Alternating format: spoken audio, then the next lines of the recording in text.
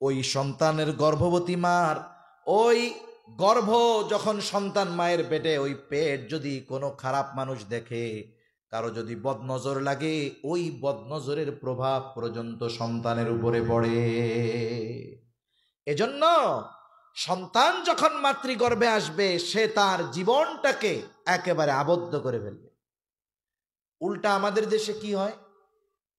উল্টা আমাদের দেশে হয় কি, বলে এই যে 9 মাস 10 মাস ঘরে বসে কেমনে থাকবো, আমার তো একটা অ্যান্ড্রয়েড ফোন নাই, আপনি থাকেন সৌদি আরব, আমার লাগে একটা অ্যান্ড্রয়েড ফোন পাঠাই দিয়েন।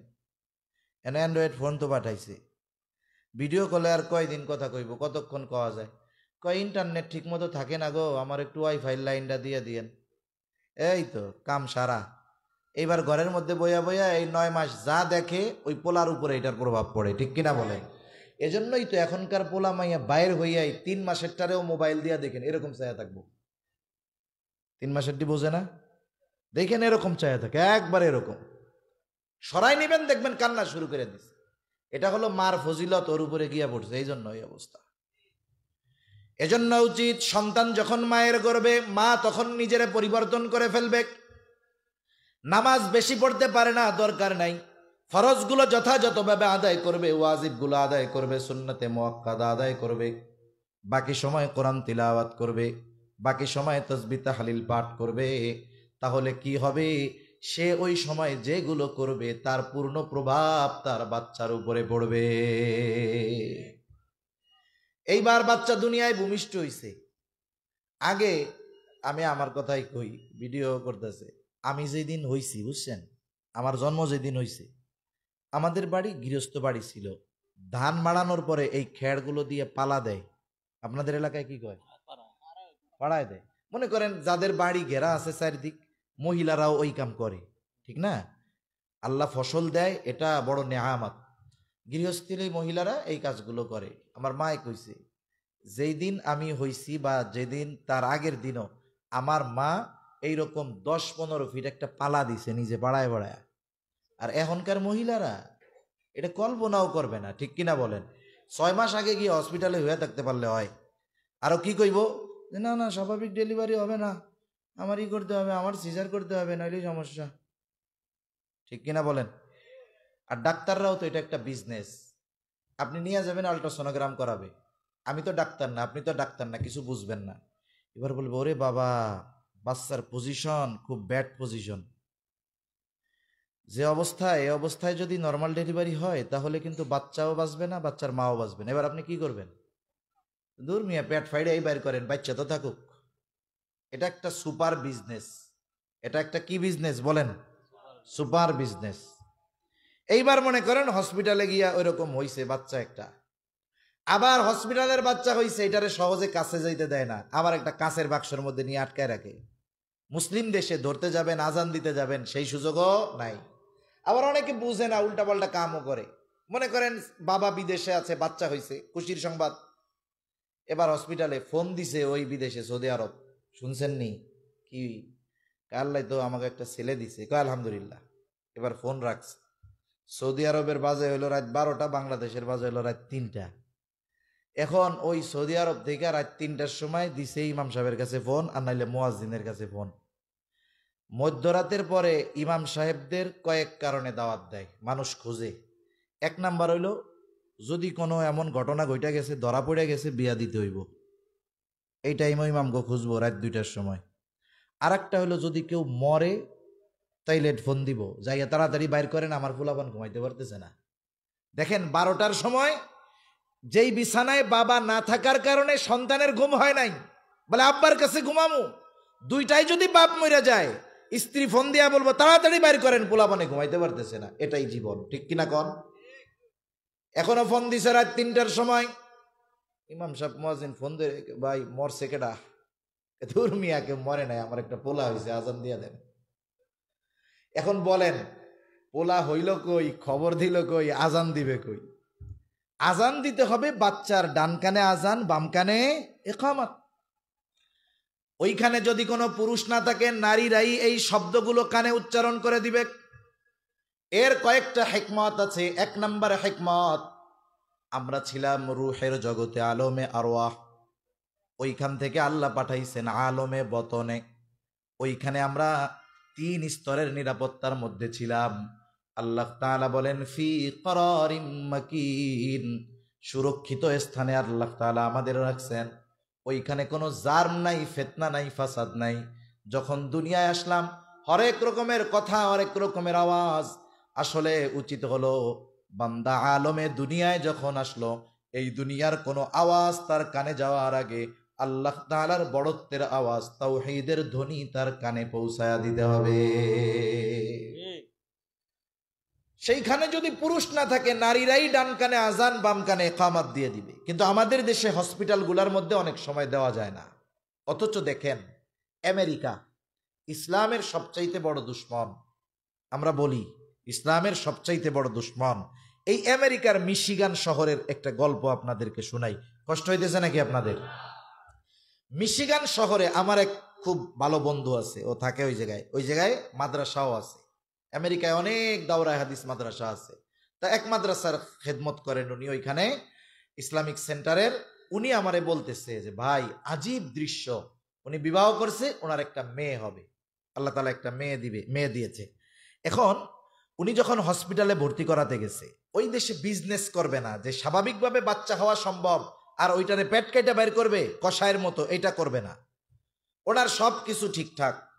উনি গিয়ে যখন নাম বলছে যে আপনার নাম কি, পেশেন্টের নাম বলার পরে আপনার নাম, উনি বলছে আমার নাম ফখরুল ইসলাম। বুঝতে বাকি আছে যে লোকটা মুসলমান। সাথে সাথে বলতেছে হ্যাঁ হ্যাঁ, তাহলে আপনার জন্য ওই ওয়ার্ড বা ওই বিল্ডিং। কেন আমার জন্য এরকম কেন? বৈষম্য নাকি? বলে না না, ওইখানে যারা আছে তারা সবাই নারী। যেহেতু আপনি মুসলিম, পুরুষরা আপনার স্ত্রীকে টাচ করুক এটা আপনি পছন্দ করেন না। এজন্য ওই ওয়ার্ডে যারা আছে ডাক্তার, নার্স, ক্লিনার সব মহিলা ওইখানে, এই জন্য আমরা আপনার ওয়াইফকে দিলাম। আমাদের দেশে অধিকাংশ ক্ষেত্রে সিজার যে হয়, আসলে অধিকাংশ জায়গায় একেবারে পুরাপুরি মহিলাদের দ্বারা হয় না, ওইখানে পুরুষ উপস্থিত থাকেই। তা ওইখানে পুরোপুরি সব মহিলাদের নিয়ন্ত্রণে ওই ওয়ার্ডে আপনার স্ত্রীকে ভর্তি করা হয়েছে।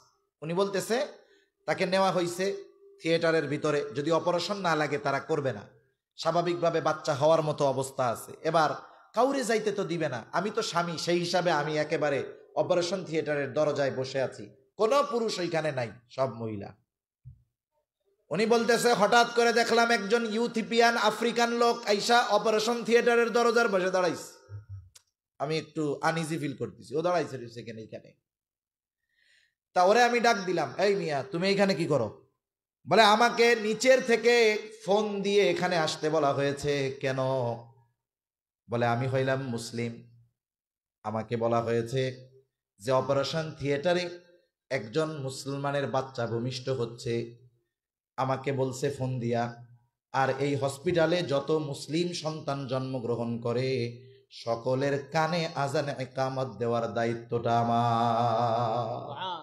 এটা হসপিটাল কর্তৃপক্ষ নির্ধারণ করে রাখছে। আমারে বলতেছে যে ভাই চিন্তা করে দেখেন যে আমেরিকার মতো একটা দেশ, আসলে আমার সন্তানরা দুনিয়ায় আসলে আমার ইসলাম আমাকে কি নির্দেশনা দিয়েছে। আমার চিন্তা করার কথা ছিল যে বাচ্চাটা আইনা আজান আমি দিব, অথচ হসপিটাল কর্তৃপক্ষ এই ব্যবস্থা আগের থেকেই করে রাখছে। আসলে আমরা দুর্ভাগ্যের ব্যাপার আমাদের। তাহলে সন্তান দুনিয়ায় আসলে কাজ কি? বলে ডান কানে আজান, বাম কানে ইকামত দেওয়া। এর মধ্যে একটা হিকমত, আরেকটা হিকমত আছে। রহস্য কি বলেন তো? আপনাদের মসজিদে আজান হলো, আজানের 15 মিনিট পরে নামাজের জন্য দাঁড়ানো হলো, ইকামত দেওয়া হলো। ইকামতের কয় ঘন্টা পরে আপনাদের ইমাম তাকবীরে তাহরিমা দেয়? সাথে সাথে দেয় না? মধ্যে হয়তো 1 সেকেন্ড বেশ কম হতে পারে। এই যে ভূমিষ্ঠ হওয়ার সাথে সাথে আজান ইকামত দেওয়ার, এটা একটা হিকমত যে দেখো এখন শুধু তোমার জানাজার নামাজটা বাকি, এর আজানও হয়ে গেছে, ইকামতও হয়ে গেছে। আজান ইকামতের মধ্যবর্তী সময়টা যেমন সংক্ষিপ্ত, দুনিয়ার হায়াতটাও ওই রকম সংক্ষিপ্ত, ঠিক কিনা বলে? তাহলে সন্তান ভূমিষ্ঠ হওয়ার পরে ডান কানে আজান, বাম কানে ইকামত। এরপরে যখন তার 7 দিন বয়স হবে, মাথার চুলগুলো মুন্ডিয়ে ফেলতে হবে। মাথার চুল মুন্ডিয়ে চুলের ওজন পরিমাণ স্বর্ণ অথবা রৌপ্য অথবা উভয়ের সমপরিমাণ মূল্য সদকা করে দিতে হবে। এরপরে 7ম দিন ছেলে হলে 2টা ছাগল দিয়া, মেয়ে হলে 1টা ছাগল দিয়া আকিকা দিতে হবে। 7 দিনে না পারলে 14তম দিনে, 14তম দিনে না পারলে 21তম দিনে। এরপরে যদি অ্যাবিলিটি না থাকে বিলম্ব করতে পারে, অসুবিধা নাই। আবার 2টা দিয়ে দেওয়ার সামর্থ্য নাই, ছেলে হইছে, 1টা দিয়ে হলেও যথা সময়ে সে দিয়ে দিবে। কিন্তু কিছু মানুষ করবে কি, সামর্থ্য আছে দেওয়ার মতো, গাফলতি করে, ও এই যে 3 মাস পরে কুরবানি, তো কুরবানির লগে দেয়া দিমনে। আমলের ক্ষেত্রে সব সময় পদ্ধতি অবলম্বন করতে হবে, সুন্নাত পদ্ধতি, মানে আল্লাহর রাসূল যেই সিস্টেম শিখাইছেন এটা করতে হবে। এরপরে কোরবানির সাথে আকিকা দেওয়া এটা জায়েজ। যারা বলে দেওয়া যাবে না তারা ভুল বলে, আর যারা বলে দেরি করে ইচ্ছা করে সুন্নাহ আমল বাদ দিয়ে এটা করা ঠিক হবে না, দেওয়া জায়েজ আছে। কিন্তু আমলের ক্ষেত্রে সুন্নাহকে প্রাধান্য দিতে হবে, ঠিক কিনা বলেন? আপনার 2টা দিয়ে দেওয়ার সামর্থ্য নাই, হাদিসে 1টা দিয়ে দেওয়ার কথাও আছে, আপনি 7 দিনের দিন 1টা দিয়ে শেষ করেন, 14 দিনের দিন দেন, অথবা 21তম দিনে দেন, দিয়ে এটার সুন্নাহ আদায় করে ফেলেন। কিন্তু আমি আমার জীবনে দেখছি অনেক মানুষ শ্বশুর হয়ে গেছে, কয় আমার আকিকাটাও দিতে হবে, আমার আব্বা দেয় নাই। এ কাজ কিন্তু ঠিক না, সেজন্য যথাসময়ে আকিকা দিয়ে দিব। এরপরে 7ম দিন তার সুন্দর একটা নাম রাখতে হবে, সুন্দর একটা নাম, যেই নাম তার ধর্মীয় পরিচয় বহন করে, এমন একটা সুন্দর নাম তার রাখতে হবে। আল্লাহ তাআলার কাছে সবচাইতে প্রিয় নাম আবদুল্লাহ আর আবদুর রহমান। সমাজে যদি আবদুল্লাহ আর আব্দুর রহমান বেশি হয়ে যায়, আল্লাহ তাআলার গুণবাচক যে নামগুলো আছে ওই নামগুলোর সাথে আবদুন যোগ করে নাম রাখা যাবে। আবদুর রহমান, আবদুস সামাদ, আব্দুল মজিদ, আব্দুল খালেক, আব্দুল মালিক রাখা যায় কি যায় না? সুন্দর নাম না? আবার ডাকার ক্ষেত্রে একটু সতর্ক থাকা দরকার। অনেকে ডাকতে ডাকতে লাস্টে আবদুন বাদ দিয়ে শুধু খালেক, মালিক, সামাদ ডাকা শুরু করে, এটা সুন্দর না। সেজন্য একজনের নাম যদি আব্দুল মালিক হয়, আমরা সুন্দরভাবে ডাকবো আব্দুল মালিক।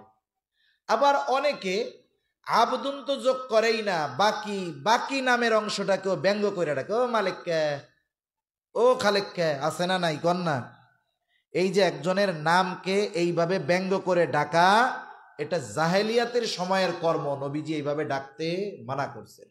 এজন্য সুন্দর নাম রাখবো এবং সুন্দরভাবে তাদের নাম ধরে আমরা ডাকবো, তাহলে সুন্দর একটা নাম, এটাও সন্তানের হক। কিন্তু আফসোসের ব্যাপার কি জানেন, আমাদের নাম যেটা ভালো এটা রাখে হলো লুকাইয়া। নাম কি কয়? আব্দুর রহমান, আব্দুর রহমান পসামিয়া, তারপরে শফিকুল ইসলাম রনি, মুজাহিদুল ইসলাম জনি, সামিউর রহমান টনি, আছে না নাই গন? এ রনি, জনি, টনি, মনি, এটা কোন জাতের নাম? এ হিন্দু নামও আছে, মুসলমান নামও আছে, বৌদ্ধ নামও আছে, খ্রিস্টান নামও আছে, হিজলাদেরও এইসব নাম আছে। তার মানে এই নামটা স্পেসিফিকভাবে আলাদাভাবে কোনো ধর্মীয় পরিচয় বহন করে না। আপনি যতজন নবীর নাম শুনেছেন অথবা জানেন, যতজন সাহাবায়ে কেরামের নাম শুনেছেন অথবা জানেন, এই নাম শোনার সাথে সাথেই ওনার পরিচয় সামনে ভেসে ওঠে। এই জন্য নাম রাখতে হবে এমন নাম যেই নাম ধরে ডাকলে তার ধর্মীয় পরিচয় পাওয়া যায়। রাখা যাবে তো ইনশাআল্লাহ? আমরা ভালো নাম লুকায় রাখি আর খারাপ নামটারে বানাইছি ডাক নাম। বুজুর্গানে দিন বলেন, ভালো নামের ওসিলায়ও আল্লাহ মাফ করতে পারে, কারণ কিয়ামতের দিন আল্লাহ তাআলা বান্দাকে মাফ করার জন্য বাহানা তালাশ করবে।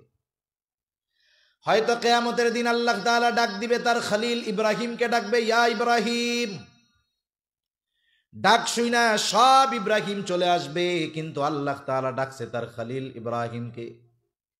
এই আমি তো ডাকছি আমার খলিল ইব্রাহিম রে, তোমরা আসছো কেন? বলে আপনি তো আলাদাভাবে এটা কর নাই, আপনি তো ইব্রাহিম নামে ডাকছেন, আমার নামও তো ইব্রাহিম। হয়তো হতে পারে খলিলের নামের সাথে মিল হয়ে যাওয়ার কারণে আল্লাহ তাআলা তাকে মাফ করে দিতে পারে। এই জন্য ডাক নামগুলো ভালো রাখবো। যদি কারো থাকে এরকম উল্টাপাল্টা নাম, আজকে থেকে ভালো নামে ডাকা শুরু করবো, বলেন ইনশাআল্লাহ। এটা অভিভাবকদের দায়িত্ব। এমনি যুবক তরুণ ভাই যারা আছে, তোমাদের যদি এরকম উল্টাপাল্টা নাম থাকে, আজকে থেকে নতুন করে বন্ধুদেরকে ফেসবুক স্ট্যাটাস দিয়ে জানায় দিবা, আজকে থেকে আমার নাম হলো এইটা। আমাকে সবাই এই নামে ডাকবেন। তোমার আগের নামে টনি জনি রনি করে ডাকলে তুমি ভুলে ওইদিকে তাকাবা না, তুমি জানাই দিবা আমার নাম এইটা। কারণ নাম এটা আমাদের পরিচয় বহন করার মতো নাম হতে হবে। এরপরে সন্তান যখন একটু বড় হবে, জবান ফুটবে, জবান বুজুর্গানে দিন বলেন, একটা বাচ্চার যখন 9 মাস 10 মাস 11 মাস হয়, এখনো কথা ফুটে নাই, কিন্তু মাঝে মধ্যে ভুলে চুলে আব্বা কয়ে ফেলে, আম্মা কয়ে ফেলে, বলে না এরকম? আসলে ও বুইজা কিন্তু আব্বাও কয় নাই, মাও কয় নাই, এমনি কানতে গেছে, আব্বা বাইরে হয়ে গেছে মুখ দিয়া। যখন বাপে এই শব্দ শুনে যে আব্বু কইছে, বাবারে বাবা আনন্দে কয় আজকে আমার পোলা আমারে আব্বা ডাকছে। ওই পাশ দিয়া মা কয় আমারে তো প্রত্যেক বেলায় ডাকে, মানে কান্না করার আগে কয় মা, আর মা কি বলে, বলে যে আমারে মা বইলা ডাকছে। এখন বলেন তো, এই যে মা বাবা, এই ধরনের আওয়াজ বাচ্চার মুখ থেকে শুনে মা বাবা খুশি হয় কি হয় না? কিন্তু আমাদের টার্গেট কি থাকবে? যে আমার সন্তানের মুখ দিয়ে যেন প্রথম বুলিটা বের হয় আল্লাহ। এই জন্য তার সামনে বারবার আল্লাহ আল্লাহ বলেন। কি হবে? আপনাকে আমাকে যদি আব্বু আম্মু বলে ডাক দেয়, কলিজা ঠান্ডা হয়ে যায়। আর ওই ছোট বাচ্চাকে যদি আমরা আল্লাহ আল্লাহ শিখাই, আর ওই বাচ্চা যদি আল্লাহ আল্লাহ ডাকতে থাকে, বলেন তো আল্লাহ খুশি হবে কি হবে না? এই জন্য সন্তানের প্রথম বুলি যেন জবান দিয়ে হয় আল্লাহ, এটা শিখাবো। আর এই শেখানোটার বড় ভূমিকা পালন করে একজন মা। আমি অনেক বড় বড় মনীষীদের মায়েদের জীবনী পড়ছি অনেক আগে। তা একটা বিষয় আমি সবার ক্ষেত্রে পাইছি, অধিকাংশ মায়ের ক্ষেত্রে একটা বিষয় আমি পাইছি, যে ওই মা বলতেছে যে আমি আমার সন্তানকে বিসমিল্লাহ বিহীন আর অজু ছাড়া কখনো দুধ পান করাই নাই। যখন ওনাকে জিজ্ঞাসা করছে আপনার ছেলে এত বড় আলেম হলো, এত বড় বুজুর্গ, এর পেছনে কারণ কি আছে একটু খুলে বলেন তো। উনি যে কারণগুলো বলছে, এর মধ্যে অন্যতম কারণ অধিকাংশ মহিষী মায়ের কথা, যে আমি আমার সন্তানকে কখনো অজুবিহীন দুধ পান করাই নাই, আর বিসমিল্লাহ না বলে দুধ পান করাই নাই। সেই জন্য আমি আপনি যদি চাই আমার আপনার সন্তান ওই রকম হোক, তাহলে মায়েদের উচিত সন্তানদেরকে দুধ পান করানো অজু অবস্থায়, পবিত্র অবস্থায়, শালীন অবস্থায় ঢেকে, সাথে সাথে বিসমিল্লাহ সহকারে দুধ পান করানো উচিত। লাভটা কি হবে? আপনারা কুতুবউদ্দিন বখতিয়ার কাকি রহমাতুল্লাহ আলাইহির ঘটনা শুনছেন। ওনার বয়স 6, এর আগে ওনার মা বাবা ওনাকে কিছু লেখাপড়া শেখান নাই, কিছুই করান নাই।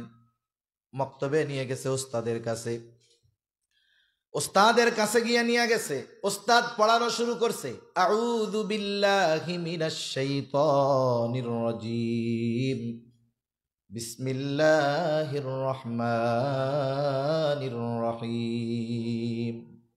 এইবার ছোট বাচ্চা, 6 বছরের বাচ্চা পড়া শুরু করছে, আউযু বিল্লাহি মিনাশ শাইতানির রাজীম, বিসমিল্লাহির রহমানির রহিম, আলহামদুলিল্লাহি রাব্বিল আলামিন, আর রহমানির রহিম, মালিকি ইয়াউমিদ্দিন, ইয়্যাকা না'বুদু ওয়া ইয়্যাকা নাস্তাঈন।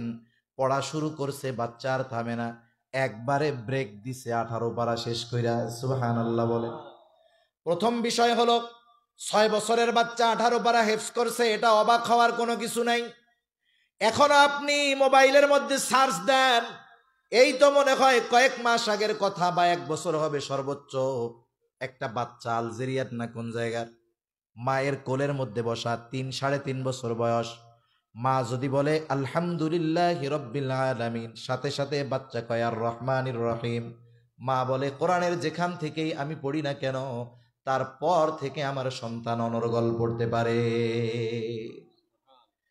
3-4 বছরের বাচ্চা কোরআনের হাফেজ, আর 6 বছরের বাচ্চা 18 পারার হাফেজ। অবাক হওয়ার কিছু আছে? নাই।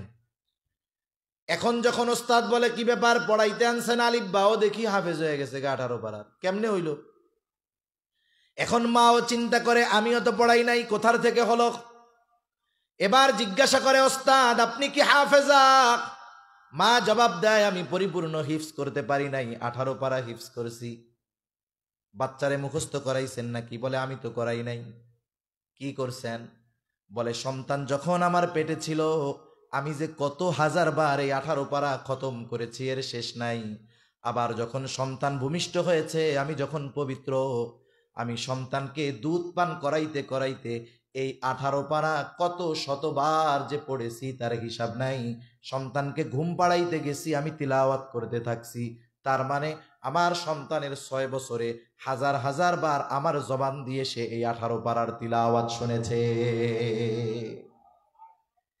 এই জামানার একটা 3 বছরের সন্তান যদি হাফেজ হয়ে যাইতে পারে, কুতুবউদ্দিন বখতিয়ার কাকির মা কেমন মা, ওই মায়ের সন্তান 18 পারার হাফেজ হবে, এটা কোনো ব্যাপারই না, ঠিক কিনা গণ? এই জন্য অনেক মা সন্তানদেরকে দুধ পান করানোর সময় বলে, হাট্টিমা টিম টিম তারা মাঠে পাড়ে ডিম, তাদের খাড়া 2টা শিং, তারা হাট্টিমা টিম টিম, এরকম কবিতা কয় না? ওই দেখা যায় তাল গাছ, ওই আমাদের গা, ওইখানেতে বাস করে কানা বগির সা, আব্বা খাও খাও। এখন বলেন তো, ওই মা যদি এইগুলা বাদ দিয়ে কোরআন তিলাওয়াত করে, সে যতটুকুই পারে, ওই বাচ্চা শুনবে কি শুনবে না? আমি আমার অভিজ্ঞতা আপনাদের সাথে শোনাই। আমার বাসায় ছোট বাচ্চা, আমার ছেলে প্রথম, একেবারে ছোটবেলা থেকে আমি যখনই বাসায় থাকি, সকাল সন্ধ্যা আয়াতুল কুরসি জোরে জোরে পড়া ওরে ফু দেই, একটু জোরে জোরে পড়ি। ওর যখন একটু একটু বুলি ফুটছে, এখনো দুধ ছাড়ে নাই, একটু একটু বুলি ফুটছে, আমি হঠাৎ একদিন খেয়াল করি একা একা শুয়ে শুয়ে সে পড়তেছে ওয়াসিয়া কুরসিয়ুস সামাওয়াতি ওয়াল আরদ। ছোট বাচ্চার বাসায়, আমি তো ওরে কোনোদিন মুখস্থ করাই নাই, কিন্তু যখন ওর সামনে আমি পড়েছি, ওইগুলা ওর জেহেন তো একেবারে ফাঁকা, মেমোরি ফাঁকা, ওইগুলা ও খেয়াল দিয়ে শুনে শুনে মুখস্থ করে ফেলছে। এই জন্য ছোট বাচ্চারা যখন বাচ্চা থাকবে, দুধ পান করানো অবস্থায় মায়েদের উচিত সন্তানদেরকে সূরা শোনায়া শোনায়া দুধ পান করানো। এর প্রভাব সে পরবর্তীতে টের পাবে। তাহলে এরপরে ছোট বাচ্চার যখন বুলি ফুটবে, প্রথম বুলি হবে আল্লাহ, এই প্রচেষ্টা করতে হবে। এরপরে যখন সে আস্তে আস্তে বড় হবে, সর্বপ্রথম তাকে কোরআনের শিক্ষায় শিক্ষিত করতে হবে, দিন শিখাতে হবে। মনে রাখবেন, আমি দিন শেখা যেমন জরুরি, আমার অধীনস্থদেরকেও দিন শেখানো জরুরি। হাদিসের মধ্যে আসছে, নবীজি বলেন, তলাবুল ইলমি ফারিদাতুন আলা কুল্লি মুসলিম। দিন ইলম শিক্ষা করা প্রত্যেক মুসলমান নরনারীর উপরে ফরজ। প্রথম কথা হলো, ফরজ তো বুঝলাম, কতটুকু ফরজ? কেউ কেউ বলেন নিজে দিনের উপরে চলতে যতটুকু শেখা দরকার ততটুকু শেখা ফরজ। আবার কেউ কেউ বলেন না, আর একটু বেশি ফরজ। কতটুক? কারণ কোরআনুল কারীমের মধ্যে আল্লাহ তাআলা বলেন, ইয়া আইয়ুহাল্লাযীনা আমানু কু আনফুসাকুম ওয়া আহলিকুম নারা। আল্লাহ তাআলার আদেশ, সেই ইমানদারেরা নিজে জাহান্নামের আগুন থেকে বাঁচো, অধীনস্থদেরকে বাঁচাও। নিজে বাঁচবো কেমনে? বলে আমলের মাধ্যমে, গুনাহ থেকে বাঁচার মাধ্যমে জাহান্নাম থেকে নিজেকে বাঁচাও। অধীনস্থদেরকে কেমন করে বাঁচাবো? বলে তাদেরকে দ্বীনের উপরে পরিচালিত করানোর মাধ্যমে বাঁচানোর চেষ্টা করো। এখন বলেন, নিজে দ্বীনের উপরে চলতে যদি ইলমের দরকার হয়, অধীনস্থদেরকে দ্বীনের উপরে চালানোর জন্য ইলমে দ্বীন শিক্ষা করার দরকার আছে না নাই? সেই জন্য এতটুকু ইলমে দ্বীন যদি আমরা কেউ না শিখি, তাহলে তো গুনাহগার হয়ে যাবো। নিজে না শিখলেও গুনাহগার, অধীনস্থদের শেখানোর ব্যবস্থা না করলেও গুনাহগার। এখন সন্তানরা ছোট, তাদেরকে শিখাইলাম, কিন্তু যারা বড় হইছি তারা শিখমু কেমনে? আমাদের উপমহাদেশে দ্বীন শেখার প্রধান মাধ্যম ছিল 3টা। কয়টা? ঘুম আসতেছে নাকি আপনাদের? তাকবীর দেন তো, নারায়ে তাকবীর, আরো জোরে নারায়ে তাকবীর। মাশাআল্লাহ, সজাগ আছেন, বোঝা গেছে। রায়পুরার লোক যদি ঘুমায় যায় কাম হইব। উপমহাদেশে দ্বীন শেখার প্রথম মাধ্যম ছিল 3টা। কয়টা? মানে প্রসিদ্ধ মাধ্যম। 1 নম্বর মাধ্যম এই দ্বীনি মাদ্রাসাগুলা। 2 নম্বর মাধ্যম ছিল হক্কানি পীর মাশায়েখের খানকাহ। কিন্তু এখনকার জামানায় অবস্থা এমন, যে একজন আহলে হক পীরের মুরিদ এত, ওনার কাছে অজুর মাসালা কি শিখবেন? মুসাফাই জীবনে 2-4 বার করা যায় না। এই জন্য অনেক সময় এনাদের কাছ থেকে দিন নেওয়াটা কঠিন হয়ে যায়, তবে ব্যবস্থা এখনো আছে। 3 নাম্বার পদ্ধতি, উপমহাদেশের একজন আলেমের মাধ্যমে, যেই পদ্ধতি দাওয়াত ও তাবলীগের মেহনতের মাধ্যমে। মূলত এটা ছিল আওয়ামদের দিন শেখানোর চলতি ফিরতি মাদ্রাসা, ঠিক কিনা বলেন? একটা জিনিস মনে রাখতে হবে, দিন শেখানোর ব্যবস্থাপনা ওখানে উলামা ইকরাম থাকবে না, তাহলে দিন থাকবে না।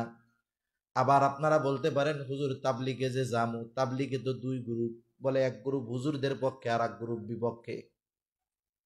কার লগে জামু? আমি যদি সাধারণ পাবলিক হিসেবে জবাব দেই, যদি আমার উদ্দেশ্য থাকে আমাকে দিন শিখতে হবে, নামাজ শিখতে হবে, অবশ্যই আমাকে আপনাকে আলেমদের সাথে যাইতে হবে।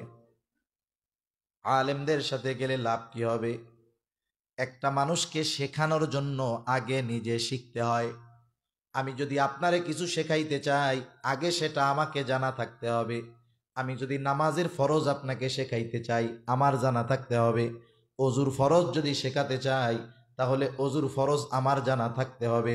আমি অনেক উলামায়ে কেরামের থেকে কারগুজারি শুনেছি, অনেকে গেছে 3 চিল্লার জামাতের আমির হয়ে আলেম, বলে হুজুর সাথে যেইগুলারে নিয়ে গেছি একটাও কোরআন পড়তে পারে না, সূরা সহি শুদ্ধ না। এই যে 4 মাস সময় আমার সাথে থাকছে, আলহামদুলিল্লাহ অনেকগুলারে 15-20 পারা কোরআন পড়ায়া বাড়িতে পাঠাইছি। আর যদি চিন্তা করেন 6 সূরার হুজুরের সাথে যাবো, তাহলে তো আর কিছু কওয়ার নাই। কিন্তু উলামায়ে কেরামের সাথে যদি যাওয়া হয়, আমার আপনার ত্রুটি বিচ্যুতিগুলো তাদের চোখে ধরা পড়বে। উলামায়ে কেরাম শুধু একটা নিয়মতান্ত্রিকতার মধ্যে শিক্ষা দিবে না, প্র্যাকটিক্যাল ভাবে শিক্ষা দিবে। মনে করেন একজন সূরা অশুদ্ধ পড়তেছে, আরে মিয়া আমারটা যদি বিশুদ্ধ না হয়, আমি অশুদ্ধ ওয়ালারটা ধরতে পারবো নাকি? আমার তো মনে হবে যে ওরে বাবা কি তিলাওয়াত করতেছে উনি। এই জন্য তাবলীগের সময়টা উলামাদের সাথে দিলে এই লাভ। অনেক কারগুজারি আমি আপনাদের শোনাতে পারবো। একটা কই, ছাত্র জামানায় বাড়িতে গেলে আমরা 3 দিনের জামাতে যাইতাম। আমার দাদা ওই জায়গার কয়েকটা মসজিদে দীর্ঘদিন ইমামতি করছে, সেই সুবাদে ওনার মুসল্লিরা এখন মুরব্বী, আমার দাদার সময়ের, ওনারাও আমারে মহব্বত করে। বাড়িতে গেলে ওনাদের প্রস্তুতি থাকতো যে হাফেজ সাহেব আসলে আমরা একসাথে তাবলীগে যাবো। 70-80 জন 90 জন হয়ে যাইতো এক একটা জামাত। আমরা মাদ্রাসার থেকে যারা যাইতাম, আমাদের টার্গেট থাকতো এই 3 দিনে ওনাদের আমলে যে ত্রুটি বিচ্যুতিগুলো আছে সবগুলো আমরা মোটামুটি ঠিক করব। এই জন্য কড়া নজর রাখতাম ওনাদের উপরে, কে কি করতেছে। এক মুরব্বী, দাদার বয়সী দাদা, উনি যাইতেছে পায়খানা করতে, আমি টিউবওয়েলের পাশে অজু করতেছি। জিজ্ঞাসা করতেছি, দাদা কই যান? কই যায়? 2 নাম্বার। প্রস্রাব ধরলে কয় নাম্বার? আর ওইটা ধরলে কয় নাম্বার? কি জন্য? বলে ওই জায়গায় এক কাজ করা যায় না, কাজ 2টাই করা লাগে। রায়পুরার সবচাইতে বড় বীর মুজাহিদ যে, তারে যদি বলি পায়খানা করতে গিয়ে শুধু পায়খানা করবা, প্রস্রাব করতে পারবা না, 5 লাখ পর্যন্ত দিতে পারবো, এর বেশি নাই। আসেননি কেউ? চ্যালেঞ্জ নিবেন। ওই জায়গায় কাজ কয়টা? এই জন্য নাম্বার কয়টা? 2টা। গ্রাম অঞ্চলে ঢিলা নিয়ে যাইতো, টিস্যু তো তখন ওরকম হয় নাই। আমি কই হাতে কি? কই ঢিলা। কয়টা দেখাইছে? 3টা। তা আমি আবার জিজ্ঞাসা করতেছি, কয় কাম করেন যাইয়া ওইখানে? এখানে 2টা করি, প্রস্রাব পায়খানা। তা যখন প্রস্রাব করেন ঢিলা কুলুক নেওয়া লাগে? হওয়া লাগে, নাইলে প্রস্রাব জ্বরে। প্রস্রাব কইরা একটু নড়াচড়া দিয়ে ঢিলা কুলুক নিলে প্রস্রাবের নালী থেকে প্রস্রাব বের হয়, নাইলে প্রস্রাব আসে। তা আমি বললাম পায়খানায় ঢিলা 3টা কেন? পায়খানায় গিয়ে প্রস্রাব কি করেন না? আর প্রস্রাব করলে কি ওই প্রস্রাব জ্বরে না? এইবার আমার মুরব্বীর হুঁশ চলে আসছে। আমি বললাম প্রস্রাব পায়খানা করতে গিয়ে কি আপনার প্রস্রাবের রাস্তায় ঢিলা নেওয়া লাগে না? ওই সময় কি প্রস্রাব জ্বরে না? আবার প্রস্রাব যদি ধরে তাইলে তো কাপড়ে নাপাকি লেগে গেল, কাপড়ে নাপাকি লাগলে তো নামাজ হবে না। এইবার বেচারার চেহারাটা শুকায় গেছে। এখন আমি আর কি বলবো? আমি তারে একটু পদ্ধতি শিখাইয়া দিলাম, যেই ঢিলা 3টা ব্যবহার করবেন বাথরুম করার পরে, এরপরে যেহেতু বাথরুমের মধ্যে দাঁড়ানোর ব্যবস্থা আছে, প্রস্রাব যতটুকু ঝরানো সম্ভব, এরপরে ঢিলাটা প্রস্রাবের রাস্তায় ব্যবহার কইরা, টিস্যুটা ব্যবহার কইরা 2-4 বার ওঠবোস করবেন। আশা করা যায় প্রস্রাবের রাস্তার প্রস্রাবও ক্লিয়ার হয়ে যাবে। তাইলে এতকাল যেই লোক শুধু প্রস্রাব করলে ঢিলা কুলুক নেওয়া লাগতো, পায়খানার সাথে প্রস্রাব করলে তাহলে সেই প্রস্রাব নালিতে থাকবে না। তাহলে যদি মুত এইসব ইসে লাইগা থাকে, তাহলে তার পোশাক পবিত্র আছে না অপবিত্র? পোশাক যদি অপবিত্র হয়, নামাজের একেবারে শুরুর কথা শরীর পাক, এর পরপরই কি পাক? কাপড় পাক, বাহিরের যে ফরজগুলা। আর প্রস্রাবের একটা ফোঁটা যদি কোনো কাপড়ের উপরে পড়ে, ওই কাপড় দ্বারা নামাজ না হওয়ার জন্য যতটুকু নাপাক হওয়া দরকার, 1 ফোঁটা প্রস্রাবে ওর 3 গুণের বেশি হয়ে যায়, ছড়ায়া যায়। তা আমি উনারে বুঝতে পারছে কথা যে কাম তো সারা হয়ে গেছে, এতকালের নামাজ তাইলে কি হইল, যাক আমি ওনারে বুস্টুস দিয়া আমি এখন বাঁচার চিন্তা করতেছি। এখন বলেন তো, আমি আলেম বা আমাদের সাথে আলেম ছিল এই জন্য নয়, এই যে তার ভুলটা ধরায় দিল, নজরে পড়লো কেন? বলে একজন আলেম তার জানা থাকার কারণে, ঠিক কিনা বলেন? এজন্য আলেমদের সোহবতে সাথে গেলে দিন তো শিখতে পারবো, আমাদের ছোট ছোট ত্রুটি বিচ্যুতি গুলাও আশা করা যায় শুধরে যাবে ইনশাআল্লাহ। তাহলে যে কথার থেকে গেলাম, কথা লম্বা হয়ে যাইতেছে। দিন ইলম শিক্ষা করা ফরজ কতটুক? বলে নিজে দিনের উপরে চলতে, অধীনস্থদেরকে চালাতে যতটুকু দিন শেখার দরকার এতটুকু শেখানো ফরজ। এখন বাড়িতে এইটুকু সন্তানকে আমি শেখাতে পারি না, আমরা শেখাতে পারি না বিধায়ী তো এই ধরনের মাদ্রাসা। একটা সময় কিন্তু মক্তবের থেকে জরুরতে দিন শেখা যাইতো, সকালবেলায় যে মক্তব হইতো, আছে আপনাদের এখানে সকালের যেই মক্তব হইতো, এখন অনেক জায়গায় নাই। এই মক্তবে আমরা মোটামুটি দিনের উপরে চলার জন্য যা দরকার সব শিখতে পারতাম, কিন্তু এক সময় মক্তবের উপরে আঘাত আসছে। কেমনে? উপমহাদেশে খ্রিস্টান মিশনারিদের যে মিশন, এই মিশনের মধ্যে অন্যতম মিশন হলো মুসলিমদেরকে ধর্মান্তরিত করে তাদের ধর্মে দীক্ষিত করা। তারা তাদের ইনভেস্ট অনুযায়ী মুসলমানদের উপরে প্রভাব বিস্তার করতে পারে নাই। ব্যাপক গবেষণার পরে ফলাফল কি হয়েছে?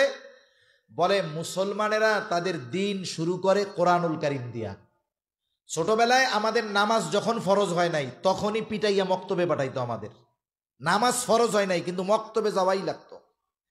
এখন এক সময় ওরা চিন্তা করলো, এই যে মক্তব, এইটারে যদি বন্ধ করা যায় তাইলে মুসলমানদেরকে সাইজ করা যাবে। এখন কেমনে করা যায়? তারা এক নতুন শিক্ষা কারিকুলাম আনছে, কেজি স্কুল, কিন্ডার গার্ডেন। ক্লাস শুরু হয়ে গিয়ে সকাল 6টায়। আর কেজি স্কুল যখন বাংলাদেশে আসছে, এই কেজি স্কুলগুলো খ্রিস্টান মিশনারি এই এনজিও গুলোর মাধ্যমেই পরিচালিত হইত। এরপরে আস্তে আস্তে আরো ব্যাপক আকার ধারণ করেছে। মুসলমানের সন্তানদেরকে মসজিদে মক্তব বাদ দিয়া কিন্ডার গার্ডেনে পাঠানো শুরু হয়ে গেছে। জাতির কর্ণধার ওলামায়ে কেরাম চিন্তা করলেন, এভাবে যদি মক্তবগুলো শূন্য হয়ে যায়, এক সময় মুসলমানিত্ব শূন্য হয়ে যাবে। কি করা যায়? পদ্ধতি বাইর করলেন। কারি বেলায়েত সাহেব রহমাতুল্লাহি আলাইহি পদ্ধতি বাইর কইরা নাম দিলেন নুরানি পদ্ধতি। নাম যেমন নুরানি, কাজটাও তেমন নুরানি। এমন এক সিলেবাস আবিষ্কার হলো, যেখানে বাংলা, অঙ্ক, ইংরেজি শিখবে প্র্যাকটিক্যাল ভাবে, সাথে সাথে একজন মুসলমান হওয়ার জন্য যতটুকু দিন দরকার, ক্লাস 3-4 পর্যন্ত পড়লে পুরাগুলা তারা শিখে যাবে। এই জন্য নুরানি মাদ্রাসার ক্লাস 3-4 ছাত্র দেখবেন নামাজ পড়বে 2 রাকাত নামাজে 60টি মাসালা। নামাজ পড়বে প্র্যাকটিক্যাল ভাবে, মাসালা বলে দিবে যে এইটা ফরজ, এইটা সুন্নাত, এইটা ওয়াজিব, এটা নফল, এইভাবে বলে বলে দিবে। এই যে সন্তান দিন শিখতেছে, জানাজা কেমনে পড়তে হবে, পড়াতে হবে, কি দোয়া পড়তে হবে, খাবার কোন দোয়া, এ টু জেড দিন শেখা যতটুকু ফরজ এই মাদ্রাসাগুলোর মধ্যে শিখে যায়।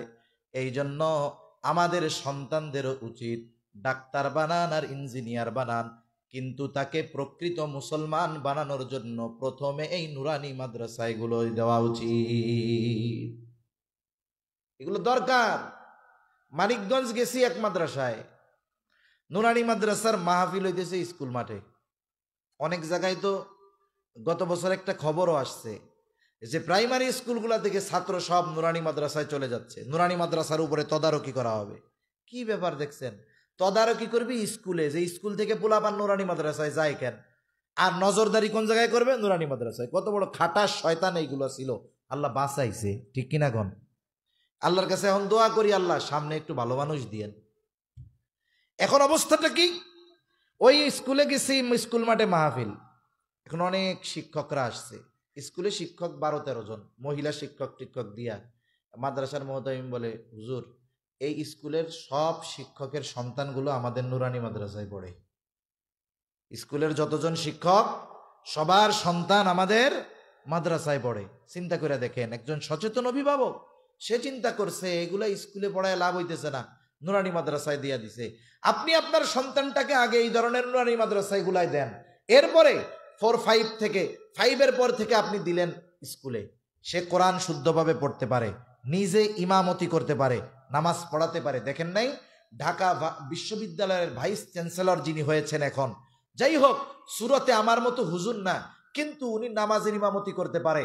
যখন উনি প্রথম দিন ঢাকা ইউনিভার্সিটির মসজিদে কয়েকজন স্টাফ ছাত্রদেরকে নিয়ে জামাতে নামাজ পড়ছেন, সেকুলার পাড়ায় পুরো আগুন ধরে গেছে, ঠিক কিনা বলেন?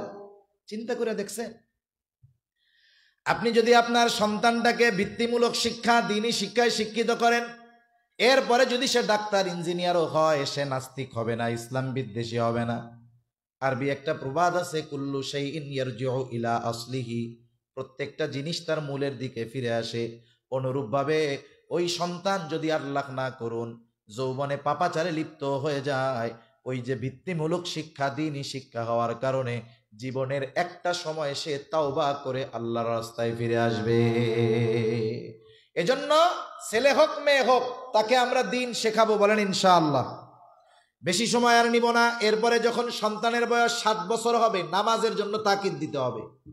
সন্তানদের নামাজের তাকিদ কয় বছরে বলেন? 10 বছর হইলে নামাজের জন্য প্রহার করতে হবে। এখন আপনি যদি 7 বছর বয়সে সন্তানকে নামাজের আদেশ করতে চান, আরো আগে নামাজ শেখাতে হবে।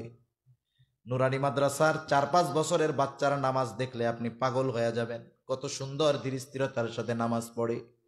এখন আপনি আপনার সন্তানটারে নামাজি বানাবেন কেমনে? আপনি প্রয়োজনে সুন্নাত নফলগুলো বাসায় পড়বেন। মা বোনেরা ঘরের অন্দর মহলে নামাজ পড়ে, পুরুষ মানুষ খোলা জায়গায় নামাজ পড়ে। আপনি দাদা, আপনি বাবা, আপনার ছেলে আছে 2 বছরের, পোতা আছে 2 বছরের, আপনি যদি নামাজে দাঁড়ায় যান, খেয়াল করে দেখবেন আপনার ছেলে, আপনার নাতি আইসা আপনার পাশে নামাজে দাঁড়ায় যাবে। কিছু পড়ানো না থাকলেও টিফিন বাটি একটা মাথায় দিয়া টুপি বানায় আল্লাহু আকবার শুরু করব, ঠিক না? এবার যখন দেখবে আপনি সেজদায় গেছেন, আপনার গাড়ির উপরে ওইটা ঘোড়া বানায় খেলবে, ঠিক কিনা বলেন? এখন আপনি চিন্তা করতেছেন, কিরে গাড়ির উপরে উঠলো কেন? আচ্ছা, সুবহানা রাব্বিয়াল আলা অন্যদিন 11 বার কইতেন, আজকে যদি 111 বার কন, গুনাহ হবে নাকি? সওয়াব তো হবে নাকি? কিন্তু আমাদের কি করবে, কিরে 11 বার 13 বার 15 বার নড়ে না কেন? মার কোন হই দিয়া গাই, এক গাইতেও 3 হাত দূরে। এই কাম না কইরা সেজদাটা লম্বা করলে সমস্যা আছে। রাসূলুল্লাহ সাল্লাল্লাহু আলাইহি ওয়াসাল্লাম মসজিদে নববীর মধ্যে ইমামতি করতেছেন। নামাজে আসার সময় নিয়ে আসছেন ওনার নাতি হুসাইন রাদিয়াল্লাহু তাআলা আনহুকে, পাশে দাঁড় করায়া দিছে। ছোট মানুষ, নবীজি গেছেন সেজদায়। এইবার চিন্তা করছে, মাশাআল্লাহ নানা তো বুড়া হয়ে গেছে, এক লাফ দিয়া নবীজির গাড়ির উপরে উঠছে। অথচ নবীজি করতেছেন ইমামতি। বর্ণনাকারী বলেন নবীজি সেজদা লম্বা করেছেন, এত লম্বা, বলে আমি মাথা উঠায় দেখলাম নবীজি কি করে, দেখলাম সেজদায় আর ওনার নাতি হুসাইন রাদিয়াল্লাহু তাআলা আনহু খেলা করতেছে। আমি আবার সেজদায় চলে গেলাম। দীর্ঘ সময় পর নবীজি সেজদা থেকে মাথা উঠাইলেন। নামাজ শেষ হলো, নবীজি ঘুরে বসলেন। উনি আর কিছু কয় না। আমাদের দেশে হইলে কি করতো? চিন্তা করতো, ফেসবুকের খবরে দেখি অমুক হুজুর, অমুক মুসল্লি, অমুক কাজী সাহেব সেজদায় ইন্তেকাল করছে, তাইলে মাশাআল্লাহ আমাদের ইমামও এই ফজিলত অর্জন করছে। মাথা উঠায় যদি দেখতো যে ইমাম সাহেবের পোলা গাড়ির উপরে ঘোড়া বানায় খেলতেছে আর ইমাম সাহেব সেজদা দেরি করছে, পিছন থেকে কইতো, হুজুর বাগেন, বাকি নামাজ আমরাই পড়ালো মনে, ঠিক কিনা বলেন? সাহাবায়ে কিরাম চিন্তা করে, সিজদা দেরি হইল কেন? নবীজি যদি ওহী নাজিল হইতো তাইলে তো সাথে সাথে তিলাওয়াত করে শোনায়া দিত। একজন প্রশ্ন করে, ইয়া রাসূলুল্লাহ, ওই রাকাতের ওই সেজদাটা বিলম্ব করলেন, কারণ কি কোনো ওহী নাজিল হয়েছে নাকি? নবীজি বলেন না। আমি যখন সেজদায় গেলাম, হুসাইন আমার ঘাড়ের উপরে উঠে খেলা শুরু করলো। আমি তাকে অতৃপ্ত থাকা পছন্দ করলাম না। ছোট বাচ্চারা এক কাজ অনেক সময় করে না, বলে সে খেলা করে তৃপ্ত হয়ে নামলো, এরপরে আমি সেজদা থেকে মাথা উঠাইলাম। একটা বাচ্চার খেলাকে প্রাধান্য দিয়ে নবীজি সেজদাকে প্রলম্বিত করে দিয়েছেন। আপনি আমি বাসায় নামাজ পড়তে গেলে যদি ওইরকম করেই, আপনি আমি সেজদাটা লম্বা করে দেই, রুকুটা লম্বা করে দেই, কিয়ামটা লম্বা করে দেই, কোনো অসুবিধা হবে? কারণ ছোট বাচ্চাদের অভ্যাস হইল, ওরা অনুকরণ প্রিয়। ওরা বাপরে যেটা করতে দেখে ও ওইটাকেই ভালো মনে করে, যদিও বাপ খারাপ কাজ করে। কত দেখছি, এক বাপ ছেলে পাশে 2 বছর বয়স পাশে বসে রয়েছে, আর উনি পোলার পাশে বসে বিড়ি খাইছে। বিড়ি খাইয়া বিড়ির পাশা ফালায় রেখে গেছে। পোলা এতক্ষণ দেখছে না, ও চিন্তা করছে এত বড় ফজিলতের কাজ আব্বা একা করলে হয়, ও আইসা ওইটা ধরে টানা শুরু করে দিছে। তার মানে বাপ যেটা করে সন্তানের ওইটা অনুকরণ করে। তাহলে আমাদের উচিত এটা করা। মাঝে মধ্যে 5-6 বছর বয়স মসজিদে আনায় অভ্যস্ত হন, এমনি একটু দৌড়াদৌড়ি করতে পারে বাচ্চারা। হাজী সাহেব তো আরবে থাকছে, অনেক মসজিদে আছে বাচ্চাদের জন্য, মসজিদের এক কোনায় পার্ক বানায় দেওয়া আছে, তোরা খেল, দৌড়াদৌড়ি করতেছে মসজিদের মধ্যে, এটা একটা সৌন্দর্য। তারা যদি পৃথিবীর সবচাইতে নিরাপদ জায়গা মসজিদকে মনে না করতে পারে, এটা আমাদের জন্য ব্যর্থতা। আজকে একটু দৌড়াদৌড়ির কারণে আমি আপনি যদি ওকে ধমক দিয়ে বের করে দেই, ওই 5 বছরের বাচ্চার যখন 15 বছর হবে, যাকে আপনি 5 বছর বয়সে ধমক দিয়ে বের করে দিয়েছিলেন, 15 বছর বয়সে ওর হাত পাও ধইরা মসজিদে আনতে পারবেন না, ঠিক কিনা বলেন? কিন্তু মসজিদের সাথে যদি ওর কানেক্টিভিটি হয়ে যায়, দেখবেন ও মসজিদ ছাড়বে না ইনশাআল্লাহ। এজন্য 7 বছর বয়সে নামাজের আদেশ, 10 বছর বয়সে নামাজ না পড়লে পিটুনি। সাথে সাথে হাদিসের মধ্যে আসছে 10 বছর বয়স হলে বিছানাটা আলাদা করে দিতে হবে। মা বাবা, সন্তান ছেলে মেয়ে বাবা এক বিছানায় থাকবে না, ছেলে মা এক বিছানায় থাকবে না, বিছানা পৃথক করে দিবে। এরপরে যখন সন্তান বালেগ হবে, প্রাপ্তবয়স্ক হবে, মেয়ে প্রাপ্তবয়স্কা হবে, তখন অধীনস্থকে ওই বিবাহ উপযুক্ত সন্তানকে বিবাহ দিয়ে দিতে হবে। কথা শেষ। এখন বিয়া দিবে কে? ওই যুবক করবে না অভিভাবক দিবে? বিয়া কে দিবে? দায়িত্ব হলো অভিভাবকের তাকে বিবাহ দিয়ে দেওয়া। এখন যথাসময়ে বিবাহ দেয় নাই বিবাহ উপযুক্ত ছেলে অথবা মেয়ে, ওরা যদি কোনো অন্যায় করে বিবাহ না দেওয়ার কারণে, ওরা যেই অন্যায় করবে, বাবা যদি বুজুর্গ হয়, বিবাহ না দেওয়ার কারণে ছেলে মেয়ে যেই পাপ করবে, ওই পাপের সমপরিমাণ বাবার আমল নামায় যোগ হয়ে যাবে। এজন্য সন্তান বিবাহ উপযুক্ত হলে অভিভাবকের দায়িত্ব তার বিবাহের ব্যবস্থা করা। কিন্তু বিবাহ দেয় না কেন? বলে খাওয়াবে কি, পড়াবে কি। কিন্তু বাস্তবতা হলো আল্লাহ তাআলার ওয়াদা, ইন ইয়াকুনু ফুকারা ইউগনিহিমুল্লাহ, তোমরা বিবাহ দিয়ে দাও তোমাদের অধীনস্থ যারা বিবাহ উপযুক্ত, তারা যদি দরিদ্র হয় তাদেরকে ধনী বানায় দিবেন কে? আল্লাহ। তবে বিবাহটা পরিপূর্ণ সুন্নাহ পদ্ধতিতে হতে হবে। যদি হয় তাহলে আল্লাহ তাআলা এই বিবাহের দ্বারা বরকত দান করবে। এখন এই হকগুলো একটা পিতা আদায় করছে, সন্তানটাকে মুসলমান বানিয়েছে। এখন বলেন তো, এই সন্তান যখন দ্বীনের ভিত্তির উপরে বড় হবে, বার্ধক্যকালে সে মা বাবার খেয়ানত করবে, খারাপ আচরণ করবে, হক আদায় করবে না, এটা হতে পারে না। আর যদি না করা হয়, আল্লাহ না করুন, তাদের হকগুলো যদি আমরা আদায় না করি, কিয়ামতের দিন এই সন্তান যদি জাহান্নামী হয়ে যায়, আমি নেককার বাবা, ও আগে আমার দোষ দিবে আল্লাহর কাছে, বলবে রব্বানা ইন্না আতা'না সাদাতানা ওয়া কুবারানা ফাদাল্লুনা সাবিলা। রব, আমরা আমাদের বড়দের, নেতাদের, আমাদের অভিভাবক যারা ছিল তাদের আনুগত্য করেছি, তাদের কারণে আমাদের আজকে এই অবস্থা। আপনি তাদের আযাব দ্বিগুণ করে দেন, তাদের উপরে লানত বর্ষণ করেন। এই বদদোয়া, এই দাবি আল্লাহ তাআলার কাছে সন্তান পিতার ব্যাপারে করবে। আর যদি সন্তানটাকে দিনদার বানানো যায়, আরো যদি সন্তানটা আলেম হয়, আরো যদি হাফেজ হয়, আমি আপনি অভিভাবক দুনিয়ায় অনেক পাপ করে ফেলছি, ভালো আমল করতে পারি নাই, সন্তান তো আল্লাহর প্রিয় বান্দা। আরে যতই খারাপ হোক ওই মা বাপ যদি ইমানদার হয়, ওই হাফেজ আলেম হাফেজের বাবা মা কিয়ামতের দিন আল্লাহ তাআলা তাদেরকে নূরের তাজ পরায়া দিবে। সুবহানাল্লাহ বলেন। কতজন বলবে যে এই লোকটা তো দুনিয়া এত সম্মানিত ছিল না, এই লোকটারে এত সম্মান আল্লাহ কেন দিল? বলবে ওর একটা ছেলে হাফেজ, ওর একটা ছেলে আলেম। আমি শুরুতেই বলছিলাম যে দুনিয়ার নিজামটা এরকম যে সন্তানের কারণে মা বাবা ভালো হলেও বেইজ্জতি হয়, সন্তানের কারণে মা বাবা খারাপ হলেও সম্মানিত হয়। কিয়ামতের দিনও সন্তানের কারণে মা বাবা ভালো হলেও অনেক সময় বেইজ্জতি হবে, সন্তানের কারণে মা বাবা অনেক সময় খারাপ হওয়ার পরেও কিয়ামতের দিন সম্মানিত হবে। ঠিক কিনা বলেন? এজন্য আমরা আমাদের সন্তানদেরকে দুনিয়া আখিরাতের সম্পদ হিসাবে গড়ে তুলব, বলেন ইনশাআল্লাহ। এই হকগুলো যদি আমরা আদায় করি, আশা করা যায় সুসন্তান হবে। আগামীর যুবক তরুণ যারা, ওরা দিনদার হবে, ওদের মাধ্যমে দ্বীনের খেদমত হবে। গোটা দুনিয়াব্যাপী ইসলামের পতাকা, ইসলামের দাওয়াত পৃথিবীর আনাচে কানাচে ওদের মাধ্যমে ছড়িয়ে পড়বে। আর যদি আমরা দায়িত্বগুলো পালন না করি, আল্লাহর নবীও বলেছেন তোমরা প্রত্যেকেই দায়িত্বশীল, প্রত্যেককে তার দায়িত্বের ব্যাপারে জিজ্ঞাসা করা হবে। পিতাকে সন্তানের ব্যাপারে জিজ্ঞাসা করা হবে, স্বামীকে স্ত্রীর ব্যাপারে জিজ্ঞাসা করা হবে। আমরা যদি দুনিয়ায় তাদের হকগুলো আদায় না করি, তাহলে কিয়ামতের দিন আমরা ভালো হওয়ার পরেও আমাদের ধরা পড়ে যাওয়া লাগবে। আল্লাহ তাআলা আমাদেরকে সন্তানদের হকগুলো যথাযথভাবে আদায় করার তৌফিক দান করুন। সকলে বলি আমিন।